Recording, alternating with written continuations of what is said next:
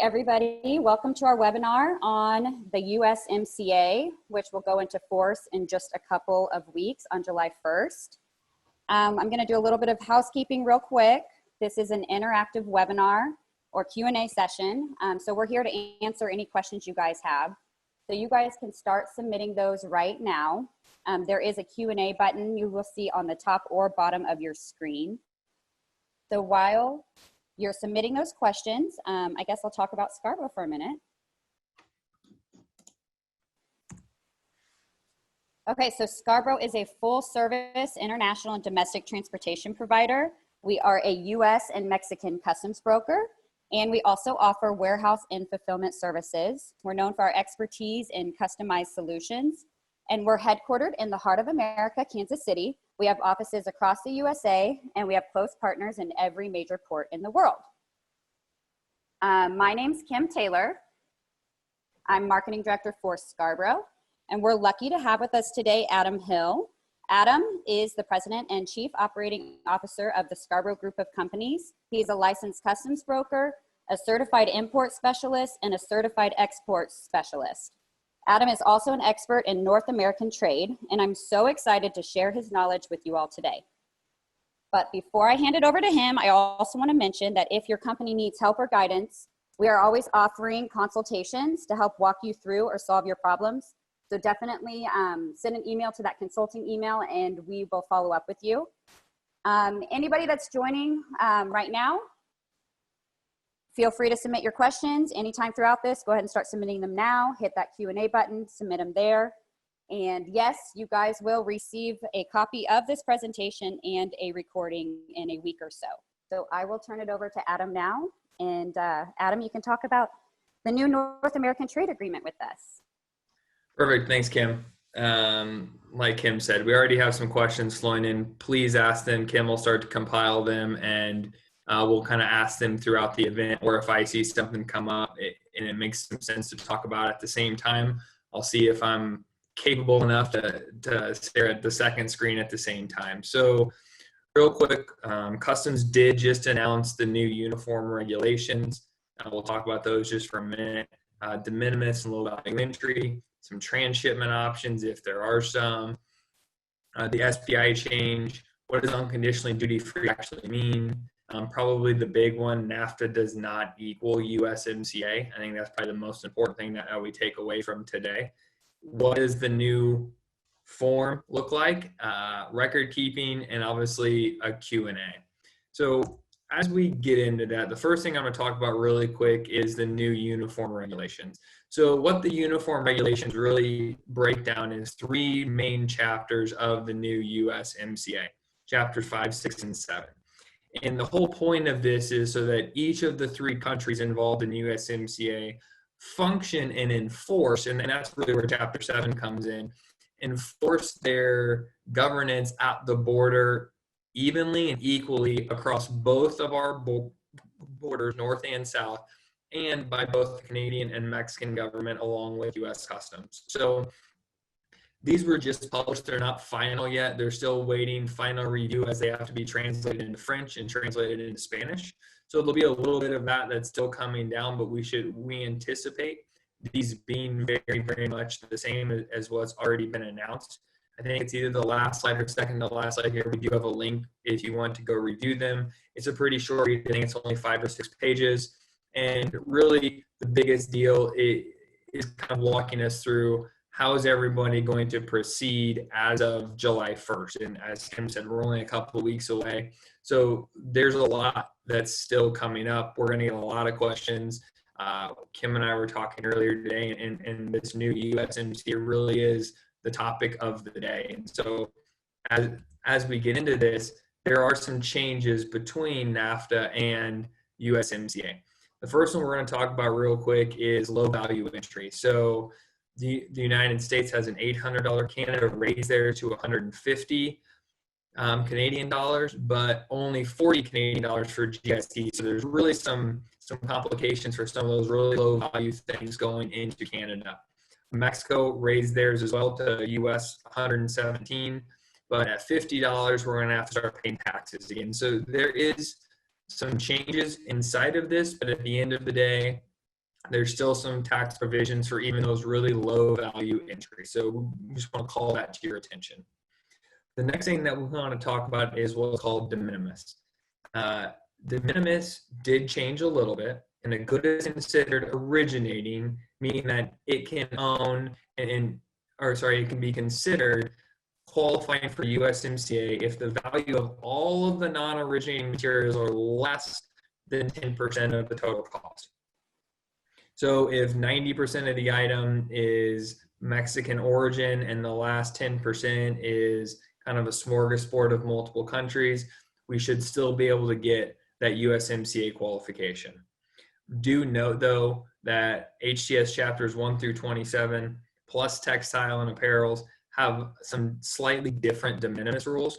And so you're going to kind of hear this often, and we even talked about this back when we talked about Nafta, is that these trade agreements, it's really hard for us to make blanket statements that say, if your good qualifies in one exact way, it's going to continue to qualify no matter what. And so we just want to kind of make sure that you remind everyone inside your organization that even if one of your products qualifies due to a certain, whether it's tariff shift, regional value content, a very similar item may not. And that's just part of these negotiations and how this process works. The Tranship Provision did actually change a little bit. So as long as previous to this, the item had to have been shipped from either Mexico or Canada into the US, or somehow shipped from and imported into one of the three countries involved in Nafta. Now with USMCA, there is a small transshipment provision, but it's very, very narrow. And really what it's designed to do is take advantage for a few different industries who utilize places like farther south, maybe into Latin America, maybe into the Caribbean to do just because of how their supply chains work before they're finally imported. So a couple of notes here. It has to remain in customs control of the territory of the non-party, i.e. a country in Latin America, the Caribbean, something like that. And really the most important piece after making sure it remains in customs control is the only thing that can be done is unloading, reloading, separating from a bulk shipment, storing, maybe some labeling. So anything like that is okay to be done, but nothing, as you can really see there, that allows us to add any additional value, nothing that really allows us to do anything to those goods besides just move them as part of the normal flow of goods. So I want to bring that to your attention, as it is a slight change and something that's a little bit different, but something that I really don't anticipate a lot of people are going to be able to take advantage of. The next big change that we have coming down is the special program indicator changing from what used to be CA and or MX, so for Canada and Mexico in NAFTA, to the new S. And so while most of you will say, why does this matter?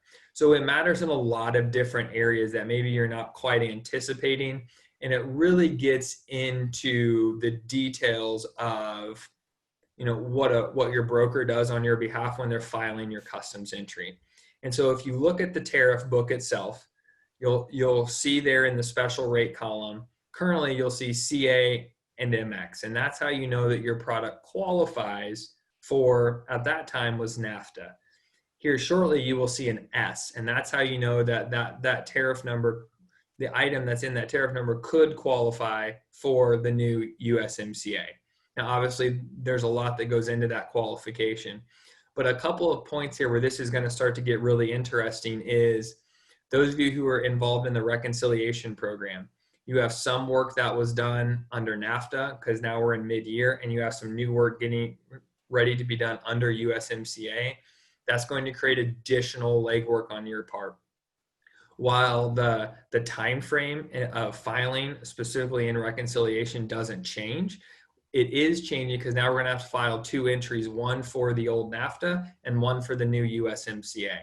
So just kind of note those types of things and kind of think through anything that was NAFTA that has to do with the transmission of data to customs. We're now going to have to be very careful as we start to transmit these. Is this the old NAFTA or is this the new USMCA? And there is going to be a lot that we're going to all deal with as this continually moves forward through really the next 6 months until this gets a little bit cleaner come, in my opinion, January 1 of this coming year. So as we talk about that SSPI in the tariff book, that brings us to merchandise processing fee. Currently, if your item qualifies for Nafta, there is no merchandise processing fee. The same will go for USMCA. Note, however, if the item is already duty-free, so you'll see free in the HTS US duty rate column 1, if your item does qualify for USMCA, you can still claim it and then save that merchandise processing fee. So this is one of the things, though, that unless you're really certain and there's a lot of money on the table here, it might not be something that is overly wise. I'll give you a great example. We had a client that asked us to file some 520D claims after the fact to get some merchandise processing fee back. We advised them that we didn't feel like there was enough money on the table for them to work through this process.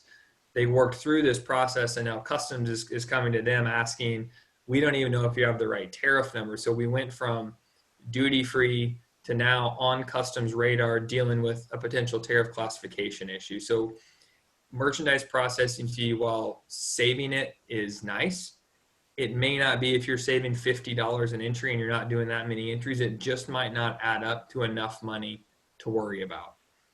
One of the other unique differences, specifically with merchandise processing fee with Nafta and now the new USMCA, is with Nafta. Previously, we were able to go back, and if your items did qualify and we were doing some kind of post-entry work, that 520D claim where we're going back, or inside of that reconciliation program for Nafta, Nafta had a situation where we could get that NPF back. Currently, USMCA does not. There's been a lot of conversation around this, and there's some conversation that there may be an update to part of this NPF exemption and the ability to go backwards and get the NPF in some of those post-importation claims, and nothing's been set in stone on that piece of it yet. Thanks for that advice, Adam. Can S be used for both countries, Mexico and Canada, or is there a distinguishing factor in those? Good question. So S will definitely be used for both countries. That's something that's very different, right? In the old Nafta program, if it was from Canada, we use CA. If it was from Mexico, we use MX. Now we're just going to be claiming S as USMCA. Excellent, thank you.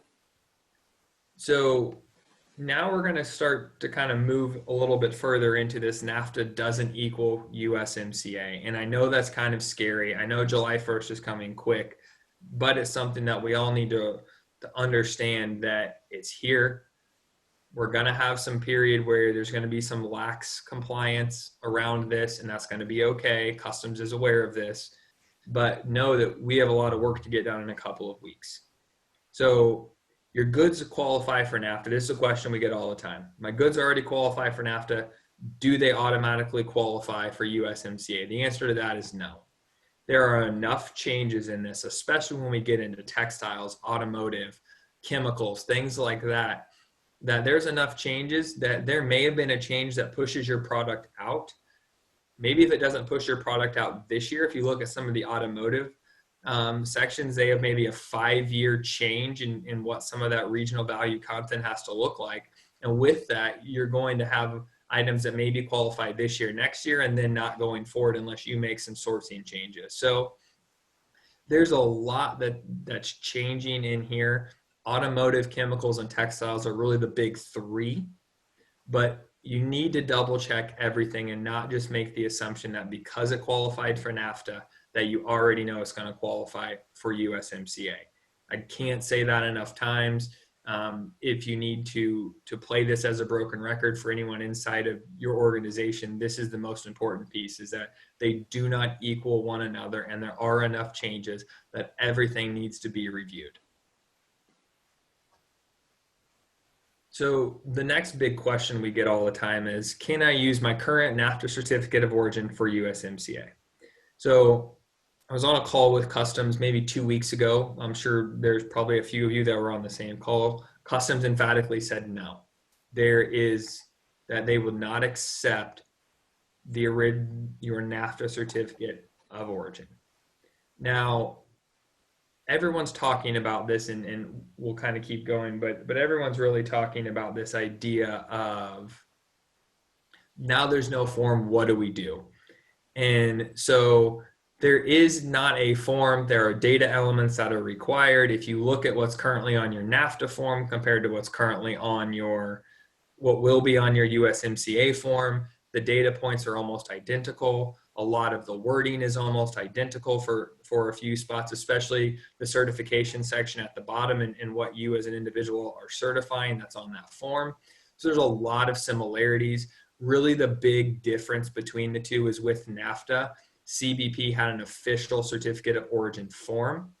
With USMCA, we have a specific set of data that's required to be presented. How exactly that's presented in what form, that is up to you, the importer, the exporter, whatever. But that's really the big piece of this. So you are going to need an updated form. We've put one together. We'd be happy to share it with you. As you can see, it looks very similar. There's nothing specific, right? There's no CBP form number. There are 9 data elements. We'll kind of walk through those here in a second. They are laid out in Annex 5A as what the 9 data elements you need are. In addition to providing something like a form that's more of a blanket statement that says this is good for the next year, it's also a scenario where you can include some of this data on the commercial invoice itself. It's not required. So I want to be really clear there. It's not required to be on the commercial invoice, but being on a commercial invoice is okay for this certification process. Now, if you want to go through, there's a lot of information required. I think it would really clog up a commercial invoice to put a lot of this data on there unless it was all identical. So kind of be thinking through some of that. Our anticipation, what we've talked to a lot of our clients about, is simply just complete this form, provide it in its blanket format, and then we move forward and go from there. Well, I think that answers probably our biggest question, which is, where do I find that new certification of origin or the new NAFTA cert? So I will be sending out this little template that we created, but I'm just going to reiterate that you guys can submit that information in the fashion you prefer. Right, and really it's all about, and we'll walk through some of these main document or the main data points here in a moment, and that's really what the program's about. It's not about a form, it's about the data on the form, right? Customs has been going here for a long time. As we transitioned into ACE, it wasn't about the paper 7501, it was about the data elements on an entry summary. So this is where we're headed. This is where a lot of these agreements are going to end up. And so this is just kind of the start, in our opinion, of where we're going to land. Adam, before you get into those data elements that are now required, can you talk through some of the data elements that were removed that were on the original NAFTA certification of origin? Sure. So one of the big ones is actually country of origin, which I think is really unique. And it has to do with the fact previously to this, we were using CA and MX, right? To classify where that country of origin was. Now with the change in the tariff of an SPI of S, if the item is on the certificate of origin, then the assumption is it qualifies, that's why it's there. So there's a question that's come in here. It's on USMCA certificate of origin, must we only include US, MX, and Canadian originating items, or maybe also include other items? The answer to that is you do not want to include any other items, because by putting something on this form, especially in the scenario that we've provided it here, putting something on this form, you're certifying that whatever's on this form does qualify for USMCA treatment. So we need to be really careful there that we're not adding additional items of other origin, or even items that might qualify as, different you really start to see it with US goods, right? There are different qualifications to claim something's made in the US compared to qualifying something for USMCA. So that's a big difference.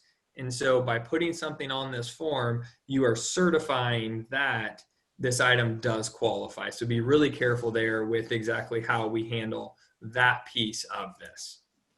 Real quick, Adam, can the certification be issued for a year, or does it need to be per PO or shipment? Can you go over that one more time? You bet. So the certification can be either way. It can be shipment by shipment, or it can be a blanket cert, just like we had the old Nafta blanket certifications. USMCA also allows for a blanket certification option. Okay, so, oh, sorry, go ahead. One more question. Does each country have to have, does each country's like denomination of the agreement, how, you know, we say USMCA here in the United States, it's T-MEC in Mexico, CUSMA in Canada. Does that affect the letterhead or the terminology in the certification of origin? Say that one more time. Does the terminology in the certificate of origin matter based on which country you are in? No, it does not. So you're going to see this kind of used across the board with T-MEC, USMCA, CUSMA up in Canada. So that's really the whole point of not having the form, right? It's all about the data elements. So we put this together as a certificate of origin for USMCA. We're obviously US based, but if you see something that comes in as T-MEC or CUSMA, any of those are going to work as long as the data elements are accurate. And that's the most important thing here. And I know in the compliance world we live in, we like forms. We like someone to tell us exactly what we need to complete. So that way we follow it to the letter of the law. And Customs at this point has said, as long as you give us the data provided, that's really all that we need. We're not looking for a specific form or a specific way to really do any of this.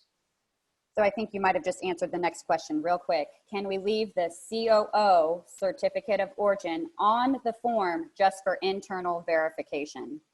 Absolutely. It's not going to hurt anything, simply because even in the form that we produce here that you're seeing a copy of, it says United States, Mexico, Canada agreement. It says certificate of origin on the top, but really it's about the data elements that are inside of this form. So yes, you can leave it up there. It's not going to hurt anything. But at the end of the day, it's all about the data. And that's really where Customs is going. So this makes a lot of sense to me, someone who's been around the advent of ACE for a really long time, but it's very new to, I think, the importing community, the brokerage community. This has become much cleaner, much more normal about Customs being more concerned about data, not form. And so now we're kind of starting to see that as we get into this most recent trade agreement. Obviously, there's conversations with the UK, right, with updates with Japan and things like that. So I think we're going to see this as we continue to move forward, the government, Customs, be more concerned about data, not form. Excellent. Well, let's get into the data. Perfect. So we already talked a little bit about this. How do we share it, right? And so there's a lot of ways that we can do it. Really for us, it's about what we're advising our clients is provide us a form or put it on the commercial invoice. Those are the two cleanest ways to do it. And that's really for us what we're looking for. Before actually I get into the form itself, I should also mention that we've had a question often, and I don't think I've seen it come in here, is can we electronically sign the form? And the answer is absolutely you can. So it doesn't have to be an original or wet signature. It can be it can be an electronic signature on the form itself. So we're going to kind of talk through what these origin requirements are. So really, at the end of the day, what kind of a certificate of origin is it? Are you an importer, an exporter, or a producer? And that's really the first step. And what's interesting about that is Customs is allowing for multiple people to potentially certify. importer, exporter, producer. So that's kind of interesting. The certifier, the first kind of block in that form is the certifier, and that's the company and person signing. So the way we have our form designed is you have the company in the upper left-hand corner, and then down at the bottom, you have who is really doing that certification. And we'll get to that point here in a second. We're going to do the exporter as well. If it's, you only need to provide it if it's different than the certifier. What we tell a lot of people is customs agencies, we see the uniform regs come out, but as any of you who have been involved in trade understand, the government has not always done the best job of communicating what this looks like from port to port.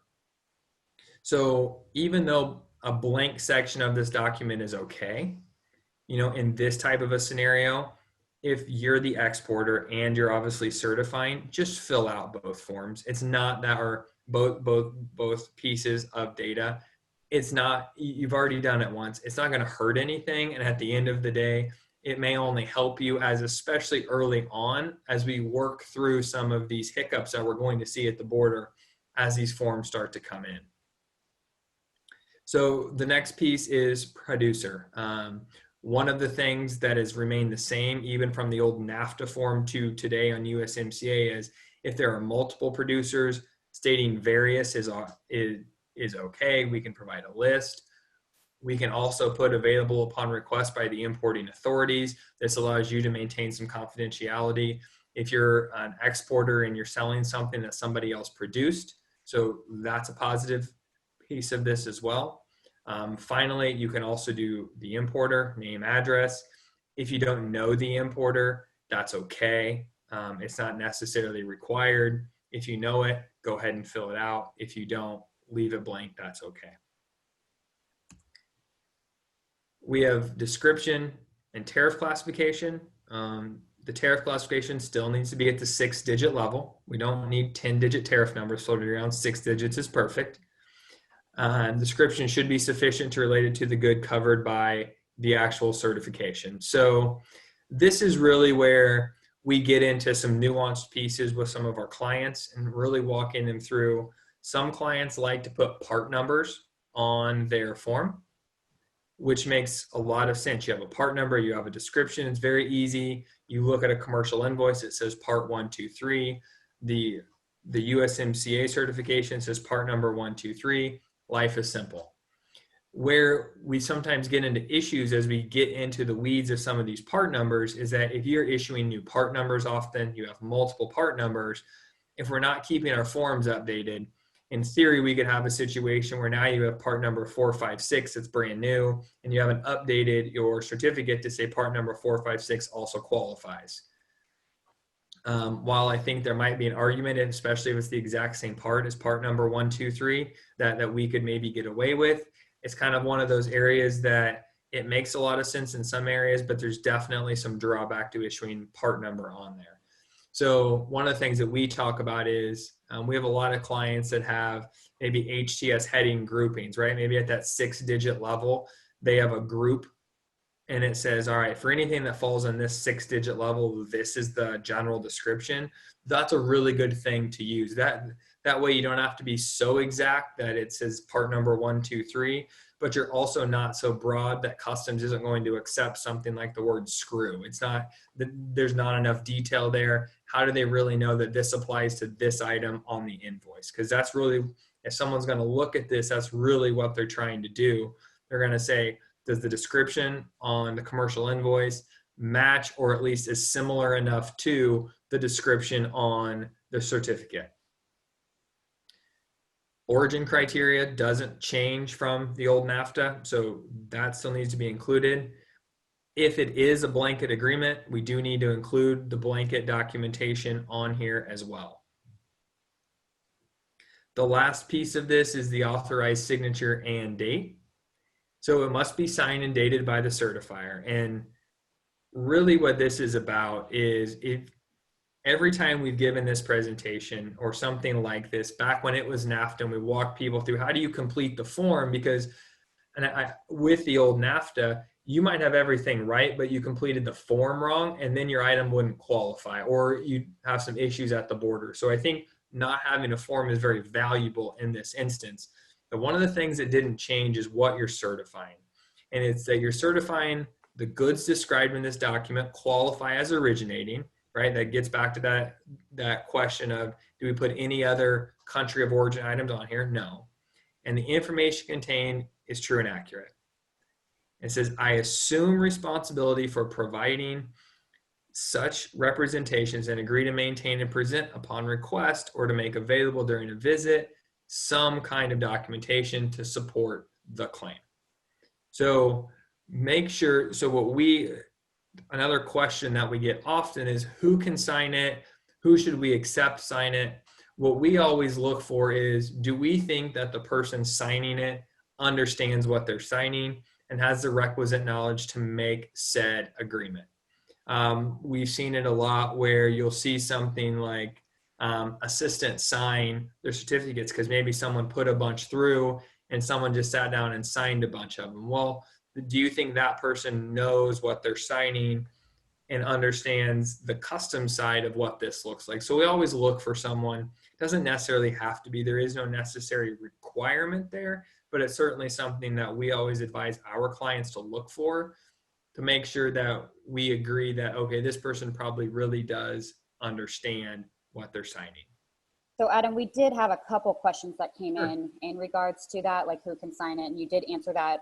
Here's one that's a little bit more specific, and it's what job title usually signs this document. And, it can really go all over the board. We've seen everything from export manager to customs compliance to general counsel, purchasing. So you can see a lot of different people completing the form. There really is no issue there as far as what that looks like. It just kind of goes back to that, does it pass that logic test? Do you think this person has the requisite knowledge? Thank you. Here's another one. If a U.S. company has a factory in Mexico and the U.S. company is the certifier, can the shipper in Mexico, which is part of the U.S. company, sign the certification? No, because it's technically, that would be the exporter. So in this scenario, you could either have the Mexican entity certifying and the Mexican entity signing, or the U.S. entity certifying and the U.S. entity signing. So whoever's going to certify in that, if you're looking at our form, whoever's going to certify company in the upper left, that's who needs to sign at the bottom. Okay. Can this be signed as attorney in fact? No. So obviously it's going to be signed as attorney in fact, as an individual signing on behalf of the company, but looking for documents signed outside of, we've seen it where you see third parties get involved. It's technically okay, but at the end of the day, we look to say, did someone certify this and really understand what they're certified? Can we list a certification indicator and a method of qualification? So the method of qualification is going to be that origin criteria that we talked about. I think it's up a slide here. Yeah. So that origin criteria is going to be the same as what we saw in Nafta. So make sure that we're still using, whether it's wholly produced or kind of any of those A through really D options that we use in the original Nafta here on the USMCA certification. Thank you. So let's talk a little bit about record keeping. So this is a change coming from Nafta into USMCA. It actually lines up a little cleaner with current record keeping requirements by customs. So there used to be this balance because Nafta said you had to keep the Nafta certificate from 5 years from the date of issuance. Customs entry records have to be kept 5 years from the date of entry. Well, you could get into a scenario in year 5 where you don't have to, by law, can keep the certificate, but you have to keep the entry record. So there was this this amount of time, while very vaguely used, there was just this small issue there. So Customs has updated this. If you're the importer, you keep it for 5 years from the date of entry, which is the same as your standard entry record keeping requirements that you have in general as an importer. So we need records and supporting docs related to the importation. And that's the same thing as we're already keeping today. Any records and supporting documents related to the origin of the good. So if you have a certificate, you keep a copy of it. And then anything to demonstrate compliance if for whatever reason you were to transship this product, to kind of walk through that piece. So really this is about CYA as an importer, making sure not only are we keeping those goods that we would normally keep in the course of filing an entry, but also we're keeping those documents now the same level of record keeping for USMCA. So if you're certifying this product and you're not the importer, then you still need to keep this 5 years from the date of entry. So I feel like Customs may, or I should say USTR, kind of missed the boat on this one. If you're the certifier, you may not know, especially if you're the exporter, when something was imported and how long you need to keep that form. I would say to be clear and clean, you do it 6 years from the date of your form, you're going to cover any of this 5 years from date of entry for retention. So this is kind of one of those strange ones where I don't feel like I said, they really got into understanding what this means and how many different options there are with the new form and the new data elements and who can certify these items. So because of that, I would recommend in this scenario, while the law says 5 years from date of entry, if you don't know the date of entry, you keep it 6 years from date of signing, you're going to cover this 5 years from date of entry requirement. So this as the certifier, right? Now we're really talking about what qualifies something for USMCA. You know, purchase, the cost. How did we get to our calculation, especially if we're using net cost, regional value content, things of that nature? You're gonna have to really start to get into this. And then as we get into the automotive side, and you know, we'll talk about a touch of it here in a minute, but you get into the labor side of things, and there's a lot of record keeping involved with USMCA. More so, I would say, than Nafta. And really what this is about, in my opinion, is at the end of the day, it's no longer going to be, now I think there's a legal fight here, but I think at the end of the day, what they're looking for is they really want you to understand, especially as an importer, who's your supplier. And while there's a lot that goes into that, we could have a whole long conversation just on that piece of it. I really think that's where their head's at, and that's really what they're trying to get their head wrapped around, and how do they gather enough of that information so if something does happen, how do they really start to get down into exactly where the potential bad actor was, or where did the problem exist. So you'll notice a lot of things here about the purchasing, the cost, the values, the shipment. So if you're certifying these goods, it's something that there's a lot of information that you need to have. And just as we used to call it, pin whipping a signature maybe isn't the best decision, right? There's a lot that goes into certifying these things to make sure that we are, you know, we have purchases, costs, if there's any tariff shifts going on, any regional value content, net cost calculations, right? So there's a lot that goes into this. And then we get into the vehicle producer side of this, and now you have labor value content. You have steel and aluminum purchasing requirements as part of this really new Nafta. And so with USMCA and these changes, there's a lot, especially like I said, on the automotive side, there's a big push here in an area where you as an importer, exporter, if you're in the automotive space, you definitely need to take a step back and make sure your goods are going to qualify. Now there is kind of this 5-year transition period that we're going to go through with some of the changes in where these labor value contents are required, where these net costs are required from where they are to where they're going. But at the end of the day, if you don't have your act together today, it's going to be tough in a couple of years to go backwards and say, hey, maybe we could have claimed this and maybe there's some money we could potentially get back if we have our head wrapped around some of these labor value content, steel and aluminum purchasing requirements. So if you're on the automotive side, definitely take stock in this. Adam, real quick, if you are the certifier, are you required to maintain records of the certificates that you've issued to customers? Yes, I'll go back up here. So if you are the certifier, you need to include supporting documents related to the origin. So if you're relying on someone else's certificate, and that's why you're issuing yours, you need to make sure that you keep those. If there's any records to purchase, cost, value, shipping of payments, right? And that's for the actual of the goods. If there's anything about indirect materials, if we're on the production side, how it was sold, what form was it sold. So really, as a certifier, you're certifying a lot. And so I think early on, we're going to see a lot of people certify a lot of things. And I think as we get farther down the road, I think we're going to see less and less people wanting to certify items because of some of these burdens that you're going to have from a compliance perspective sitting inside of here.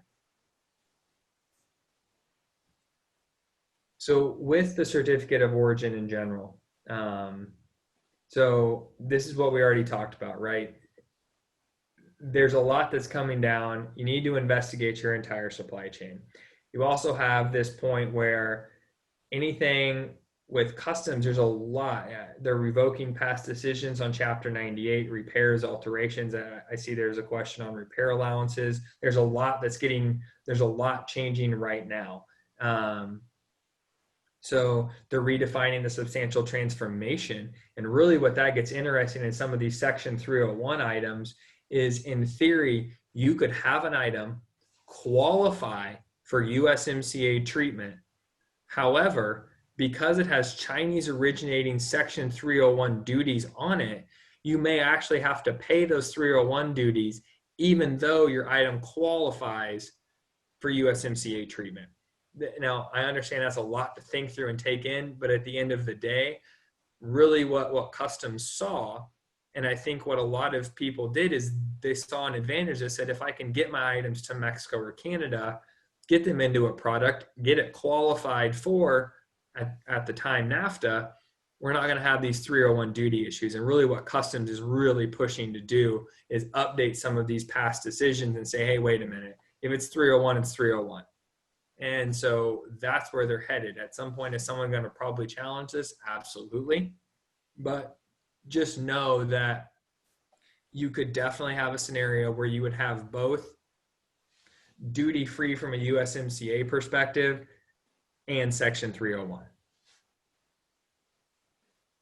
So that was kind of the presentation side. We still have about 15 minutes. I know there's a bunch of questions open. I'll start going through some of these here. The first one here, which I think is a great question, is, do we anticipate CBP have some type of informed compliance grace period after the July 1st date? Yes. Customs has come out and said, we've heard it from the Executive Assistant Commissioner, that says really for the first 6 months of this, there is going to be a lot of work inside of training, informed compliance periods, and things like that. So understand that we're going to run into some issues with just ports having a tough time. But at the end of the day, especially in the US, the guidance has been pretty clear to allow for some of this flexibility here over the next 6 months. But come January 1, I don't anticipate that flexibility being very flexible from then on out. And I think you're probably going to see a stiffening of that really from July 1 through December 31st. As we get farther into USMCA, as companies become more comfortable with what is required to qualify goods, as customs finishes their piece of this, I really think that you're going to see them start to say, okay, yeah, we had this, we're going to let this fly, but you need to do this going forward. And so I do really think we're going to see some of that, but at least US Customs has announced that. The uniform regs really don't talk about something like that, because that's a question that we got in how is Mexico and how is Canada going to treat this? But I really anticipate both sides treating this very similar to how the US is going to treat this in general. So we have another question here, and it's where do we go to check if goods qualify? So you need to go to Harmonized Tariff Schedule. Then you need to go to the General Note, which will be USMCA.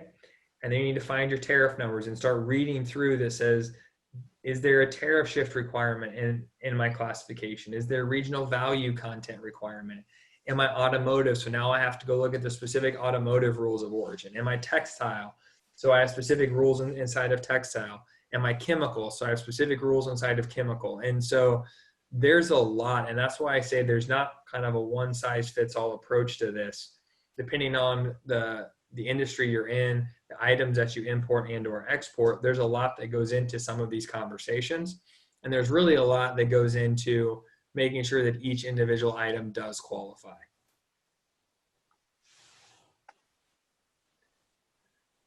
So here's a good question. Currently, Nafta has a feature for manufacturer or producer affidavits where you can issue one without issuing the certificate and then certify. So that way customers or somebody else can say, yeah, we have a manufacturer's affidavit here, producer's affidavit, and it's okay. We're going to go ahead and then qualify for USMCA. Really the whole point of this idea that you can provide certification as the producer, importer, or exporter really gets away from the idea of this manufacturer or producer affidavit. So in that case, you're going to be completing and then have options as, available to the importing authorities upon request that make sure you keep some confidentiality if you want. Obviously the importer in probably this scenario will be unknown. And then if somebody else wants to issue a larger one, we'll be able to use your certificate as cause for them to issue their certificate.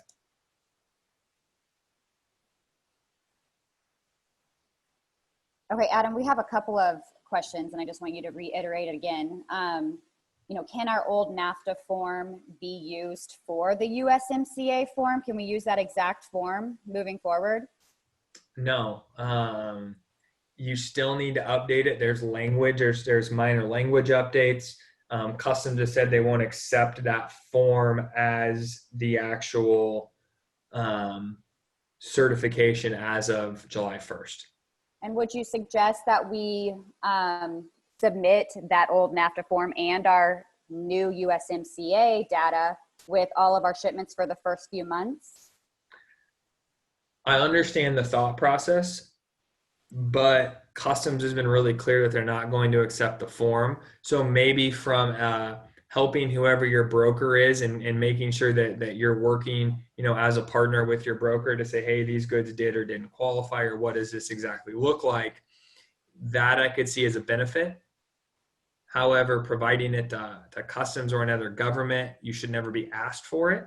And so it really, to me, it's about helping and partnering with your broker, not getting your goods cleared through the government. Okay, one more on that same topic. With NAFTA, I would issue to U.S. customers a NAFTA status letter that provided the preference criteria, product name, tariff, NC status, and country of origin. Can I still provide that same letter to U.S. customers under USMCA? I think really the question, I would need some more information there is, are you the producer of the good? And if the answer is you're the producer, then you're going to go through and you're going to issue that certificate as a producer. But obviously there's a lot of information that you don't have, and that's okay. Okay, we have several questions on the Chapter 98 repair and alteration processes. Can you elaborate more regarding the changes on that for goods coming into the U.S. or being returned from the U.S. to Canada or Mexico?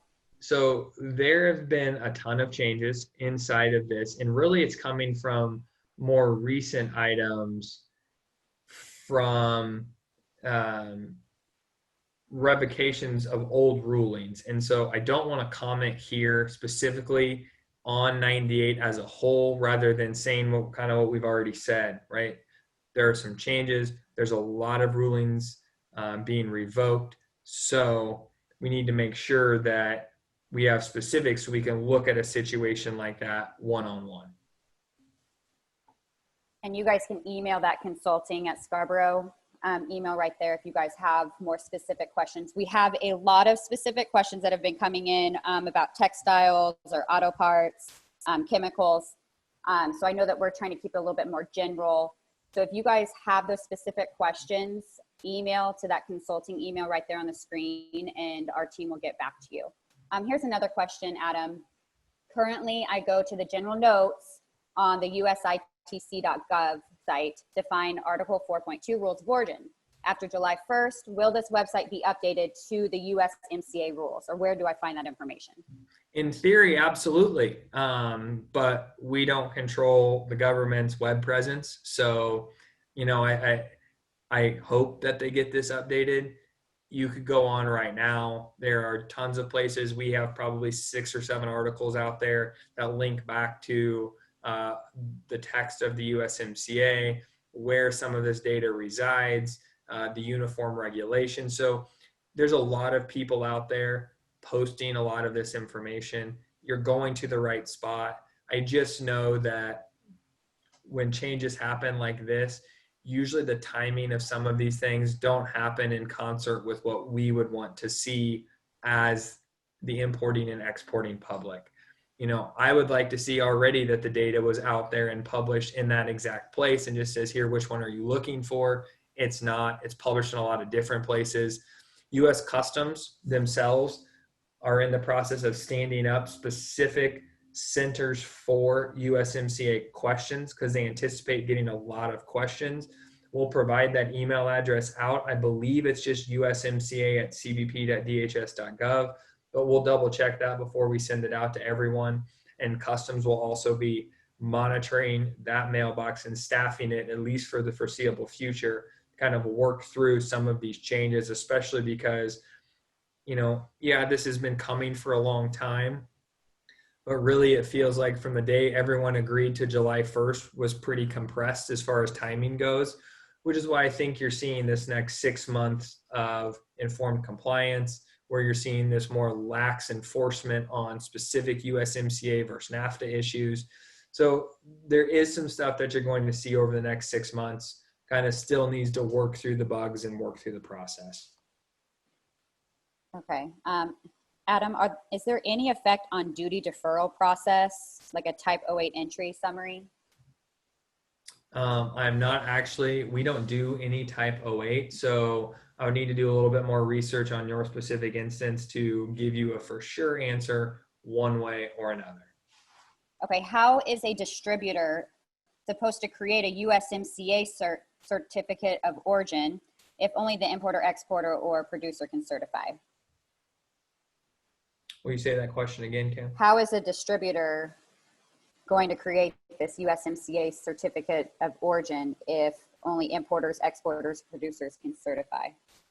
You know, I think that's really where we start to get into this is you as a distributor, do you know the answer to that question? And I think that's really what this is coming down to. And if you don't know, don't certify.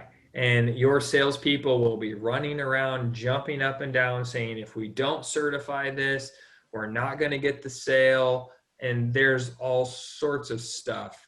At the end of the day, you know, we had a question come in from a good client and a good friend. And, you know, he really nailed it on the head is whoever's signing this form and really certifying this needs to have access to the books and records which can support the claim. In other words, if you don't have access to the materials costs and purchasing documents, don't sign the form.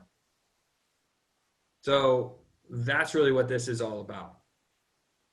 That's really, so as a distributor, you don't have any true knowledge of what's going on from that level. Now you may have another certificate provided, you know, you can ask them to fill it out to not provide some of that information as far as keeping some of those items blank from a exporter scenario. And even as a certifier, you can still, as a distributor, technically certify these goods.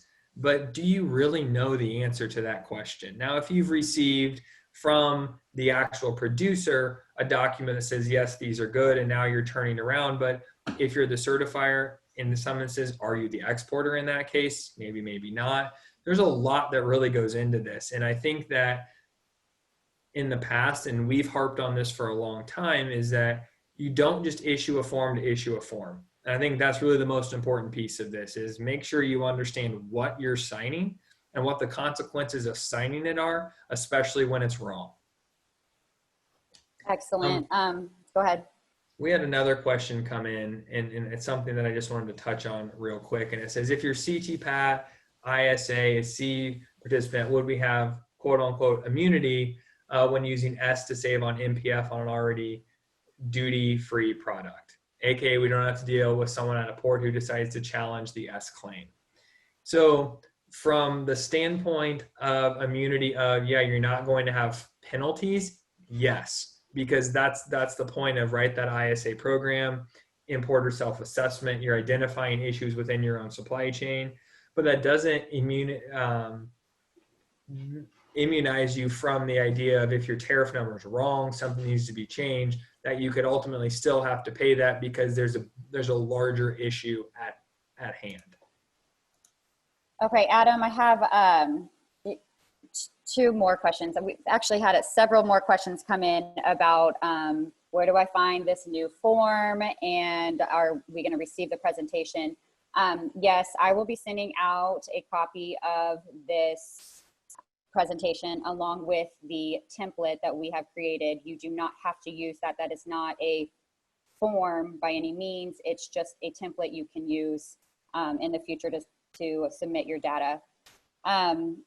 The other question that I have, Adam, is, and this has come in a lot today and prior to this webinar, is how do I know if my product qualifies under the new rules of origin or if it qualifies for USMCA? Where do I start? So, you know, the first place to start is actually getting a copy of the updated USMCA text. And you're going to have to start going back through, just like when you originally qualified these goods for Nafta. You're going to need to go back through and make sure that you're now also qualifying these goods for USMCA. So depending on kind of where you've gone, but you still need to make sure that first you figure out what your tariff number is, because that's kind of where this whole thing starts, right? Is there a tariff shift requirement? Is there a value content requirement? Am I in the automotive section? Am I in the textile section? So there's a long ways to go once we first just get that tariff number, but that's really the easiest starting point, is to look at maybe that old Nafta form and say, okay, this part was this tariff number. Now let's go to the USMCA text and that same tariff number and see if there's any changes to that specifically. And that's really the first place to start. Okay, and Adam, what if we're new to importing? What would you suggest? And is it worth us going down the USMCA route? What are your suggestions there? So if you're new to importing, you know, talk to someone, whether it's a broker, outside counsel, customs attorney, someone just to make sure that you understand where you're headed first. And so there's a lot of importers on this call that we work with that know these rules inside and out, and that's ultimately where you need to get to. However, we understand that customs isn't your core business, and so, you know, reach out to your partners inside of the supply chain. Reach out to your customs broker, and maybe they have some options to kind of help you work through this early on. If you have outside counsel, I would caution to make sure that if you're using outside counsel, they are customs-based counsel. Because if they're customs-based counsel, they're going to understand this a little bit better than traditional outside counsel. It's why when you go to outside counsel for one thing, a lot of times if you're going to do something different, they're going to refer you to someone else within their firm. So make sure if you are using outside counsel, I have some great friends who are really good customs attorneys, but at the end of the day, make sure that's what they are, if they're customs attorneys kind of going through this. So if you're first time to this, there's a lot to learn as far as Does my product qualify? Does it not? The assumption is also, though, if you're new, you might not be importing 30,000 different SKUs. You might only be importing one item or exporting one or two items. So because of that, the amount of work required obviously shrinks significantly just in the amount of items that you would need to qualify or decide not qualify. Thank you, Adam. I think maybe we can run over like 1 minute. We could do one more question. I don't know if you want to pick from the list or if I can throw out one of these. That's up to you. You want me to pick one? So there's a couple here that I'm just going to kind of walk through together, and then we'll call it. Let's do that. So I have two here, and one of them, it says we're still not quite clear on the old tariff number could change under USMCA. It's not that the tariff number itself is changing, it's that the qualification underneath that tariff number for Nafta may be different under USMCA. So tariff number stays the same, right? That's a different process to see a change in a tariff number. But the difference underlying that tariff number between the two agreements is what we may see for changing. And the last one I wanted to hit on is, can we explain a bit more about receiving certification from the producer and producing a form from that? We have a lot of exporters versus producers, and this is definitely very important. So if you are a producer, you're going to be providing this form out to someone, one of your clients potentially. And if that's the case, and you're providing it to another party who's then going to in turn export the item, there's a couple of ways to approach that. One is, if you have the correct information, you can put that information out as a producer on the form. If not, you can issue that producer certification saying, look, here's the data I know, here's the data elements. Then if you're the actual exporter and you're the one putting this form together, you're saying, look, as an exporter, I'm certifying this form. Here's my producer, and my producer provided me with their certificate, and I'm just making it now a little bit more specific just to me and just to this maybe potential transaction. So you'll see this scenario where you're buying from a producer, or maybe you buy 50 parts. But then as you sell them, you only sell 5 parts to 10 different companies. Well, then your new certificate is only going to include potentially those 5 parts that you're selling to that end user. And so I know that there's a lot of conversation between producer, exporter, certifier. It gets a little confusing. So if I haven't been clear in a scenario, or if you don't quite understand your specific scenario, please feel free to reach out, and we'll be happy to kind of work through any of that as we can. And with that, I know we've definitely run over by a few minutes. There are more questions out here. We'll get those answered as well as we send this back out to everybody. Yeah, and if you submitted a question anonymously today, if you could resubmit your question to that consulting email, then we can get back to you. Otherwise, we have your information and we can contact you directly and kind of work through these as well. So thank you everybody for attending. And Adam, thank you so much for sharing your knowledge with us today. Perfect. Thanks, Kim. Appreciate it. Bye-bye.